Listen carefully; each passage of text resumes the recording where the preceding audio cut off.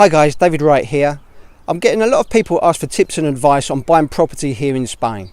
So I've got some great tips and advice that could save you time, money and some stress. This is my personal tips, okay, but I do recommend you get a good recommended lawyer to help you with your purchase. Many people buying property here in Spain are a bit swept away with it. It's a new time here in Spain. I don't know whether it's the sunshine or the beer or the cheap wine, but they do tend to take a few chances that they probably wouldn't take in the UK. So personally, I would say get a good lawyer, a recommended lawyer from somebody that you know here, okay? Not just one that's been recommended by an agent. Some of the estate agents get commissions, not all of them, but some of them get commissions for recommending a lawyer to you. So be careful on that one.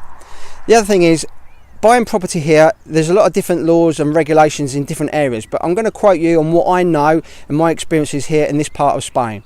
It does vary slightly in different areas of Spain. First off, if you're buying a property here and you put down a deposit, normally that deposit, you go into the agent and you put down in writing about €1,000, €2,000 deposit on that property. About 7 to 10 days later, you put down a 10% of the property purchase price. That is non-refundable. If you pull out, you lose that deposit, okay? If the owner pulls out for any reason, then they have to give you double that deposit back. Okay, again, this varies, but this is in this area of Spain, and a lot of new areas now are bringing this law in as well. It's something I've done on the last 3 properties I've bought here. So just be careful of that when you're putting down a deposit. Just telling somebody over the phone or an agent that yes, you will have it, doesn't always guarantee that you're going to get that property. Okay, so buying older properties here can be a bit of a pitfall as well. Just give you some idea, I recently looked at a property that I was going to buy here that was about 40 years old, nice house and a plot of land. Everything looked great. There was other houses around it that looked fine.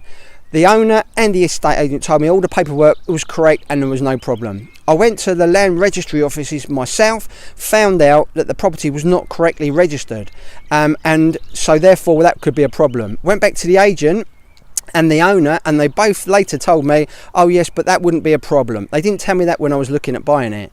The owner said that they would go to the notary the day we do it and get the deeds done then. That's not the case here, guys. It doesn't always work that smoothly. It can take months to do that, and it's not a done deal. It's not guaranteed that that property will be registered if it's been built illegally here. So be careful on that one. Do your own checks. The other thing is, a property that I bought here once, or was going to buy here, had water connected, but when I looked into it, it was a water deposit in the garden underground. This is quite normal here on older properties in Spain, and it can be okay, but if you want to use quite a lot of water and you want to be connected to the mains water, that can be €2,000 or €3,000 to get connected and set up contracts. They might have to run in new pipes from the street, and sometimes it might not even be possible. So check on the water, make sure it is the correct water connected to the street mains if that's what you want. Again, electricity, not always connected properly. Now what do I mean by that? Well, some of the properties I've seen here, again older properties, I've got electricity and it looks fine, but they're only running old appliances like a fridge and a freezer, maybe a TV, something like that. If you want to do the property up and you want to have televisions in every room, central heating or a computer, fridges, all the appliances that we normally have, it might not be enough power, so you might have to have the power upgraded. A lot of the older properties, the fuse boards will not take it. You need a new cable. Now this isn't easy. On one property I went to look at, I looked into it and the council told me that I would have to speak to electricity company. I spoke to electric company and they said that the power, to upgrade the power, even a little bit more power, would need a new cable from the street. Not a problem, about a week's work to do it, but the cable from the street to the property, €9,000. This is what it costs sometimes here, guys, to run a cable from the street, €9,000. I've had this quote twice before, so it's not just a few hundred, 9,000 to upgrade. Then the fuse board can be 200, 300 upwards just for the fuse board. Okay, so again, worth looking into. It might have electric, might have lights in there. If it's an older property, is it enough power for what you want? Okay, so check it out. Now my top tip here is, a lot of people don't know this, but I was advised by a good friend of mine here, when you're buying a property, everybody has the right to go to the council office and ask to speak to the planning registry officer. The planning registry officer has a big book, and it is a big old dusty book. Every property in Spain is registered in that book with the planning registry office. It has a number, a plot number, and it tells you what it is. It tells you the permissions, what it has and hasn't got on that land. It's free to do this. It can be a bit of a hassle. If you don't speak good Spanish, take somebody with you, but it's a good investment investment. Not all lawyers will do this. They should, but not all of them do.